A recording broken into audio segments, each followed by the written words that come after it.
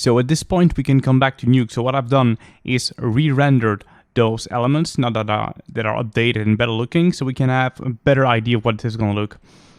One thing I also want to do is to bring those new elements in Photoshop and also separate those mountains that are on my backplate from the background, so we can have them in a different layer and essentially replace the CG element that I have now for the very far background mountains by those photo elements. It's still not final at all, but it's just so we can have a better idea of where we're going. So even though it is just a rough version of the map, you still want to spend enough time to do something decent, I would say. So here I'm using just really basic Photoshop techniques, just painting over to erase the mountains with a soft brush, then replace the background.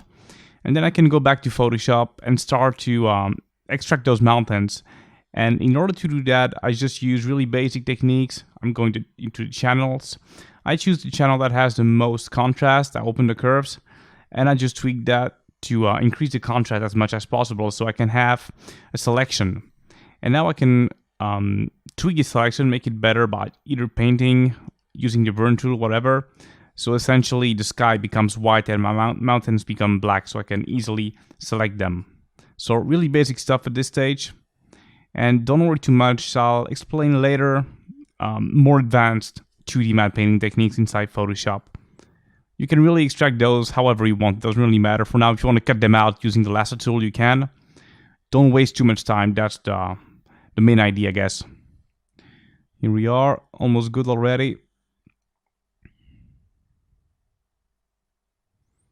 So I'm really not being precise at this point, and it's not the goal. Okay, this should be good. So once you have your channel that is ready, you can just click Ctrl-click, and that will select the white part of your channel. And with that, you can just mask out or create a new layer by copying the selection or cutting it out. Cool. We can do some slight color adjustment on the second background mountain layer. And I'm just going to extend it so we have the whole coverage for the full shot. I'm just using the lasso tool to very crudely paint the shapes of the mountain that I want. Once again, it's just temporary, so don't even spend really time to design stuff. And I'm just filling them all with a blank color, and it's enough for now. Once again, it's just a foundation, a blueprint of our matte painting, as I said. You can use the clone stamp tool if you want to add a little bit more than this blank color. Very crudely, once again. And once you're ready, you can just export this back to Nuke.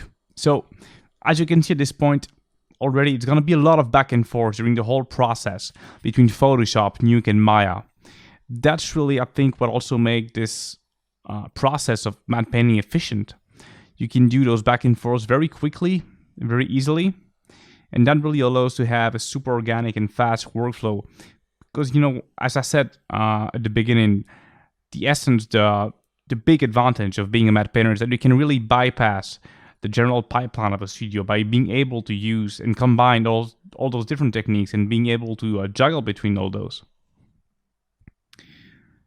Cool.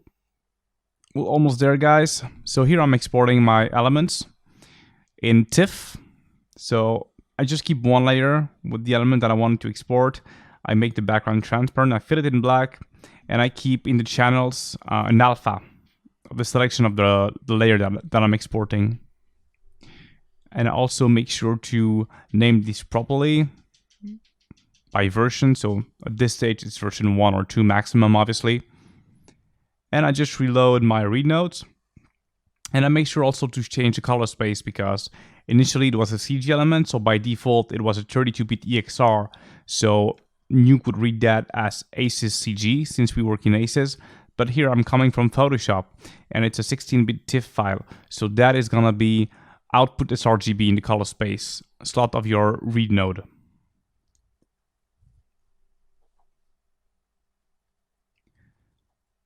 Naming everything properly. And we can show again this card with our background mountains number 2. We replace the CG by the Photoshop element, change the color space, and make also sure that the focal length of your projection cam is the right one, and not the focal length of the initial shot cam like I had here, which was 35mm. So doing the same here for the sky. Sky version 1. Save, reload. There you go, now it should be okay. Yep. Cool, so it's starting to look alright. The only thing that I have not added in the bash is the lake that I think we're gonna have. But that's really optional, I think. Cool, I lack a bit of coverage on the left, so I'm not exactly sure what happened, but it doesn't matter. But that just shows that it's a good idea to do those matte painting bash. So here I can see that I still need to open up the focal length. For some reason, I might have missed something or I might have made a mistake at some point, but we are clearly lacking coverage on the left for those background mountains. So what I do is open up the focal length a little bit. I don't think it means I will need to change a lot of things, but it's a good thing I noticed this now and not later on when you're like done painting a super pretty thing, then you realize, oh crap, I didn't paint enough coverage. So make sure you spend enough time to, not spend enough time making stuff pretty, but making stuff correct once again. Because the essence of this is to make a proof of concept of the shot that is technically correct. So it can also be passed on to other departments a lot more easily. Because one thing that will likely happen also, for example, is that once you are done with your shot, well, maybe comp needs to do another pass on top of this shot, and maybe they will need your geometry because maybe they need to integrate additional fog elements, they need to integrate like an animated whatever, vehicle or something, or an effects.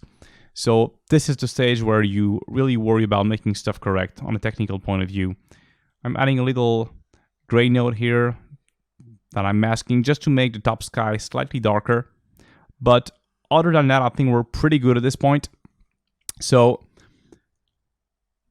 just make sure at this stage that everything is correct. As I said, double, triple check also your work. That is something that is really important, especially in this, because matte painting, as I already said, it can be a lengthy and complicated process. It's very easy to make mistakes or to forget something. It happens all the time.